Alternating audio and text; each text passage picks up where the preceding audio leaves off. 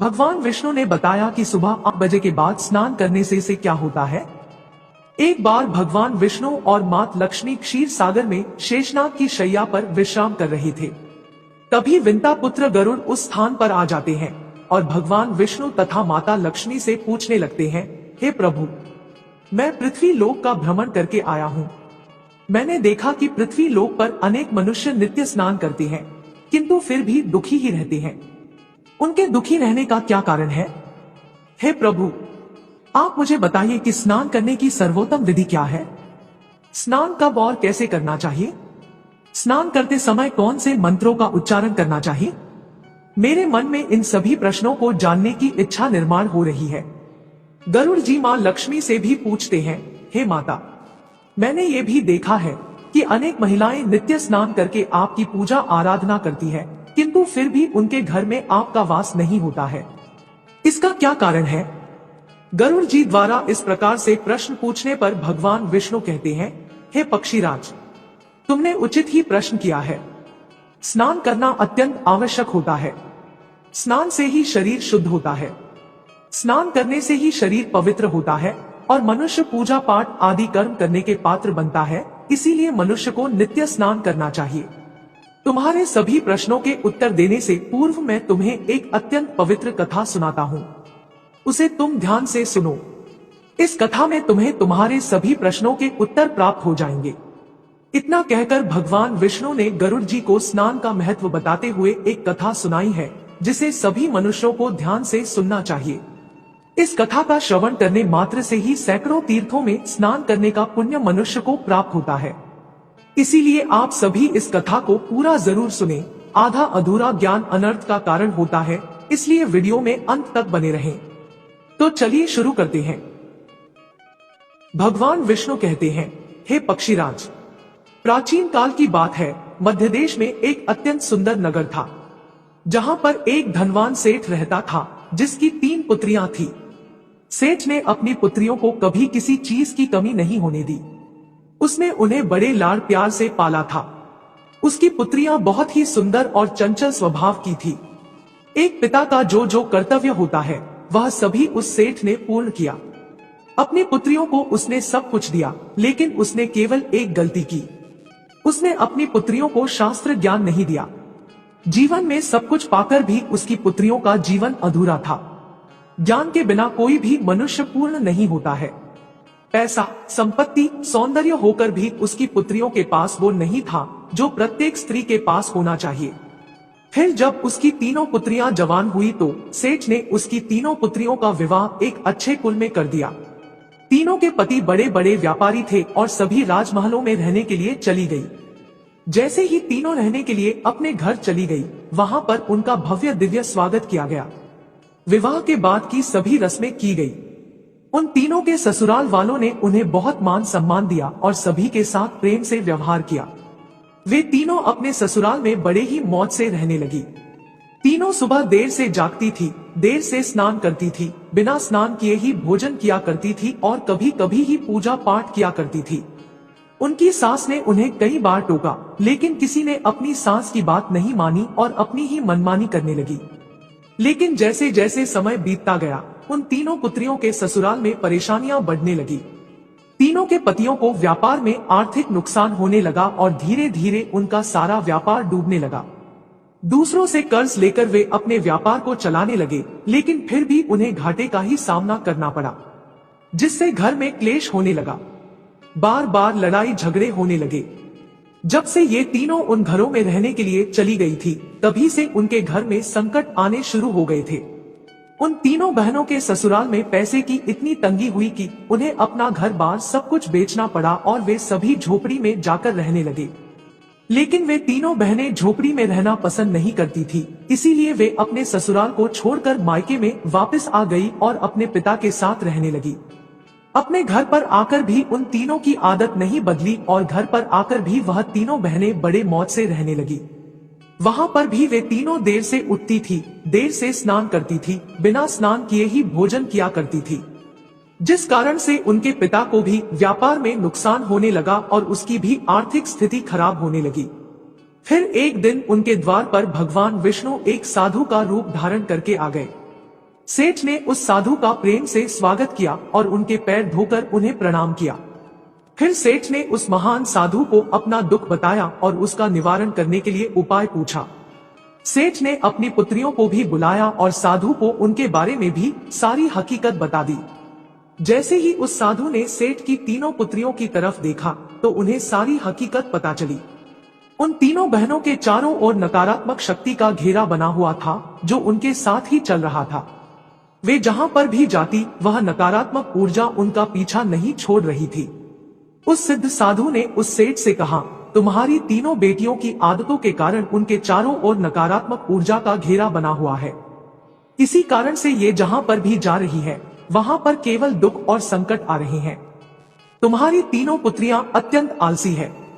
ये देर से जागती है, देर से स्नान करती है, बिना स्नान किए ही भोजन करती है और यही वजह है कि उनके जीवन में ये संकट आ रहे हैं। फिर उस साधु ने उस सेठ को और उनकी पुत्रियों को अत्यंत महत्वपूर्ण ज्ञान दिया और उसका नित्य पालन करने के लिए कहा। भगवान विष्णु कहते हैं, हे वत्स, स्नान के 5 प्रकार होते हैं, ब्रह्मा स्नान, देव स्नान, ऋषि स्नान, मानव स्नान और दानव स्नान। इन्हें समय के अनुसार वर्गीकृत किया गया है। शास्त्रों में ब्रह्मा मुहूर्त में किए जाने वाले स्नान को सर्वश्रेष्ठ माना गया है।